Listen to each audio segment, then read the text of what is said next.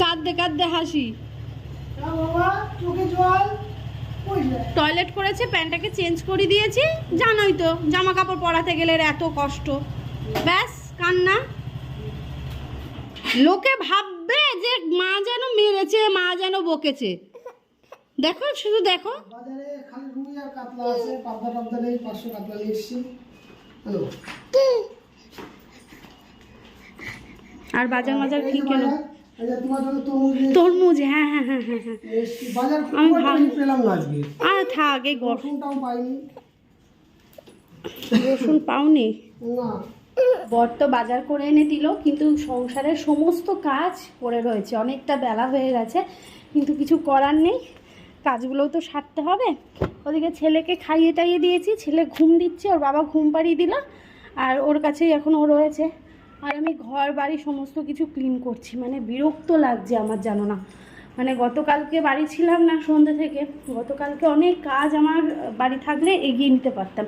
জানলাটাকে clean করলাম, ওই জানলাটাকে করলাম, এই জানলাটা করলাম, 3টে জানলাই ক্লিন করে দিয়েছি। এই যে এবার ঘরটাকে ভালো করে ঝাড় দেবো। আর এই যে বাজারের ব্যাগ, এরকম বাজারের ব্যাগ। আর যে ভিডিও শুরু করতেও অনেকটা বেলা হয়ে গেছে। আর লেবু এনেছে দেখবে বাজার থেকে, এই দেখো, এই যে আমাকে বলছে লেবু শরবত খাও, লেবু খাও, প্রচুর পরিমাণে লেবু খাও। এই তো আমার সমস্যাটা একটা হচ্ছে, সেটা হচ্ছে কি বলবো, ব্লগের শুরুতেই এখন সমস্যার কথা তোমাদের বলতে হচ্ছে। আমার পায়ের তলায় ভীষণ ব্যথা হচ্ছে, পা মানে ব্যথা। আমি আধ ঘন্টা 1 ঘন্টা যদি বিছানায় শুয়ে থাকি, ব্যাস আমি নামতে গেলেই আমার পায়ে ব্যথা হয়। কিছুক্ষণ এগোনোর পর, মানে ঘর থেকে আমি বাইরে গিয়ে ওই বারান্দা পর্যন্ত যাব, তারপরে গিয়ে আমার পায়ে ব্যথাটা, মানে আমি হাঁটতে পারি। তখন ব্যথা তো থাকে, কিন্তু হাঁটতে পারি, কিন্তু তখন আমি নেমে হাঁটতে পারি না। জানি না, এটা তোমরা একটু কমেন্ট করে জানিও তো, এটা কিসের লক্ষণ, বা মানে কি বলবো, মানে ইউরিক অ্যাসিড। আমার বর তো বলছে ইউরিক অ্যাসিডের জন্য হয়তো হচ্ছে। আমার ডক্টর দেখাতে হবে। দেখি মা আসবে, মায়ের কাছে ছেলেকে রেখে ডাক্তারের কাছে যাব, কারণ ওখানে গেলে না অনেক ভিড় হয়, দেরি হয়। ছেলে এখন না কোথাও গিয়ে থাকতে চায় না বেশিক্ষণ, তো ওই জন্যে দেখাবো ডাক্তার।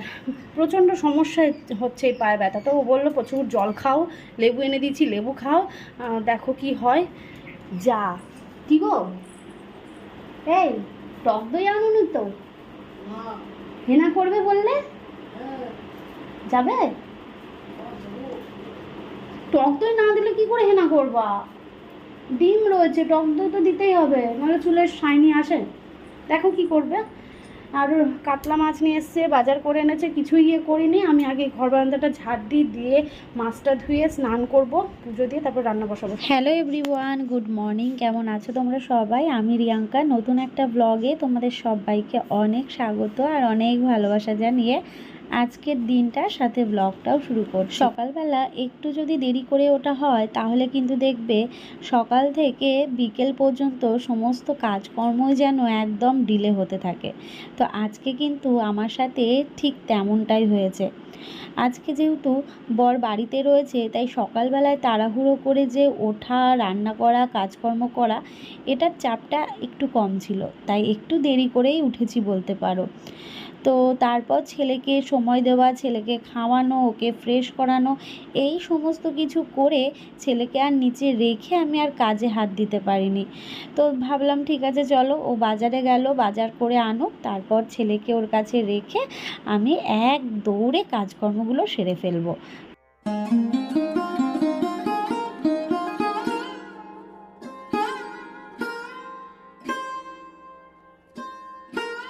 সত্যি বলতে আমার এই অপ্রয়োজনীয় জিনিস ভীষণই বিরক্ত লাগে। এই দেখো না, আমি বাড়িতে কখনো 500 মাছ, রুই মাছ নিই না, সেখানে কাতলা মাছ আমার বর নিয়ে এসেছে 500। আমরা খাবো 2জন মানুষ, মাও বাড়িতে নেই।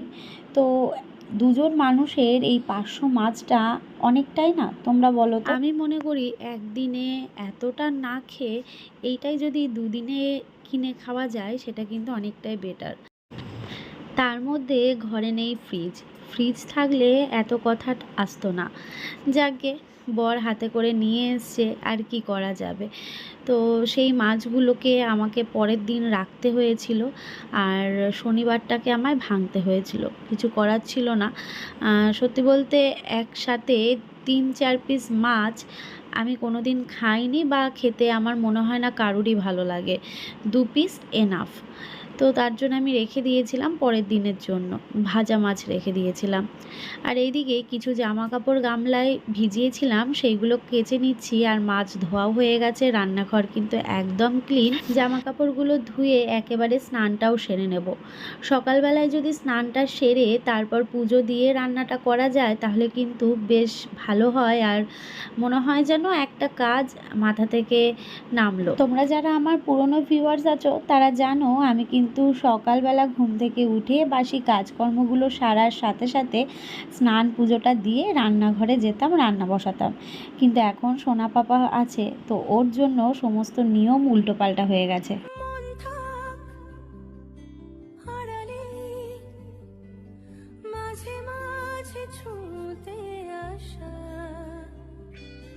জানি হাত বাড়ালে ধরা দেবে ভালো। ছেলে ঘুমোচ্ছিল, উঠে পড়েছে, ওকে স্নান করানো রয়েছে।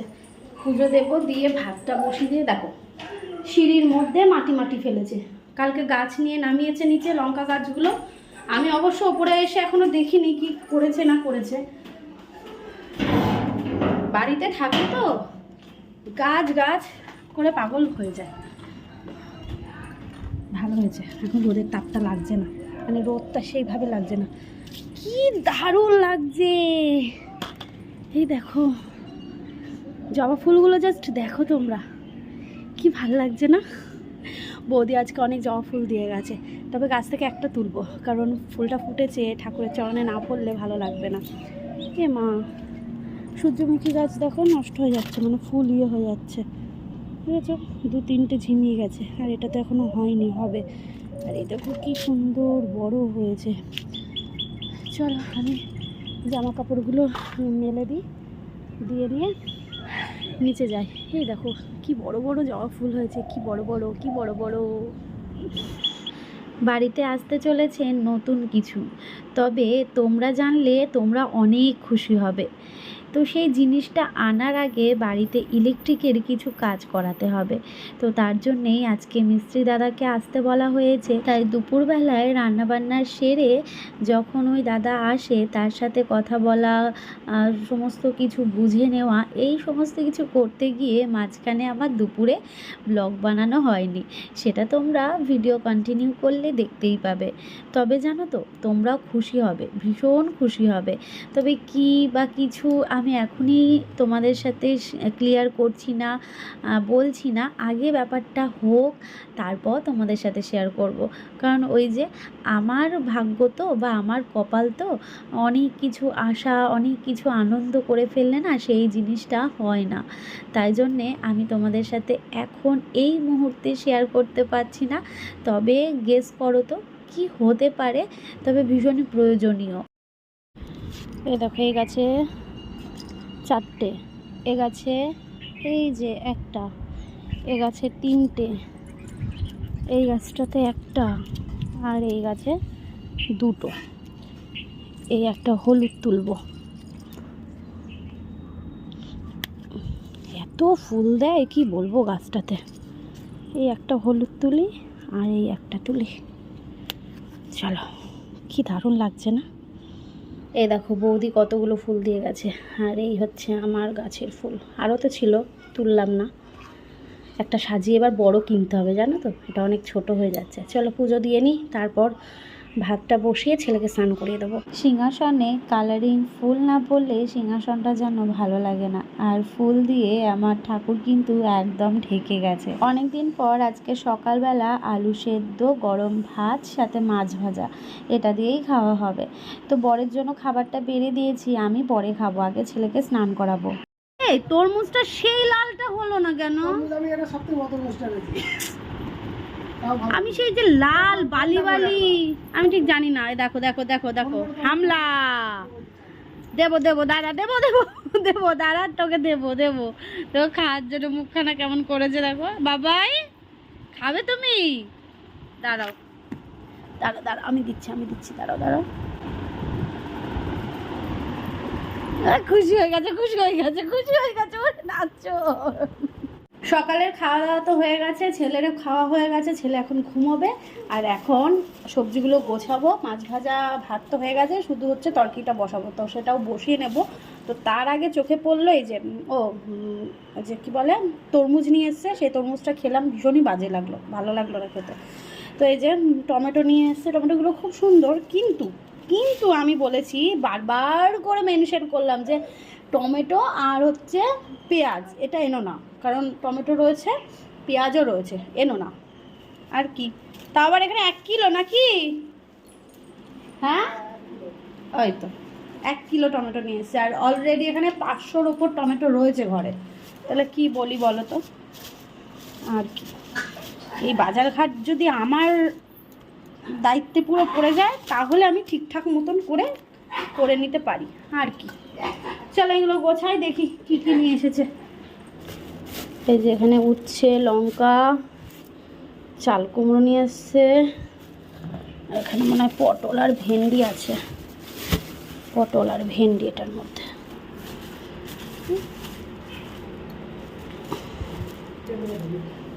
আর আলু, এই বাজার করেছে। বললা যে বাজার নাকি 2-1টা বসেছে, সেইভাবে বসেনি। আর কি, এই যে বিকেলবেলায় ছেলেকে নিয়ে যাচ্ছে হচ্ছে বেরু করতে। এই যে মুখে হাত দেয় না, বলেছি না মুখে হাত দেবে না, তুমি মুখে কেন হাত দাও? মাড়িটা শক্ত হচ্ছে তো, খালি মুখের মধ্যে হাত দেবে, জানো না। দুধের ক্যানটাকে বাইরে রাখলাম, আবার তালা খুলে ঢুকবো, দুধের ক্যানটা বাইরে থাকলে পরে গিয়ে আমি দুধটাকে নিয়ে আসতে পারবো, এই জন্যে। চলো বর্মা বাড়ি যাবো তো, চলো নিজে চলো। আগে বর্মা, হাত ধরো, হ্যাঁ ধরো, এটা ধরো, হ্যাঁ ভেরি গুড। চলো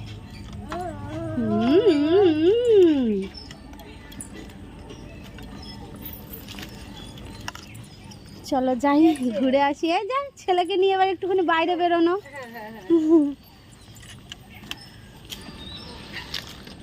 সামনে তাকাও,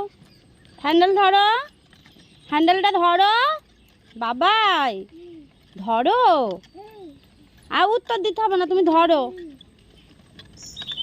চলো দেখি, বৌদি বাড়িতে যাই, বৌদিকে নিয়ে তারপর রাস্তা থেকে একটু ঘুরে আসি। রাস্তা বলতে পাড়ার মধ্যেই আর কি।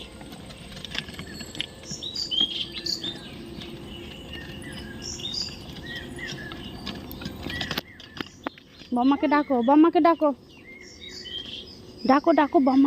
যে বম্মা ডাকো, ওই করো, ওই করো, ওই দেখো ডাকছে, আবার ডাকো। আজকের ভিডিওটা অনেকটাই ছোট হলো, কারণ ওই যে বললাম দুপুরবেলায় আনন্দের চোটে ভিডিও বানাতে ভুলেই গেছিলাম।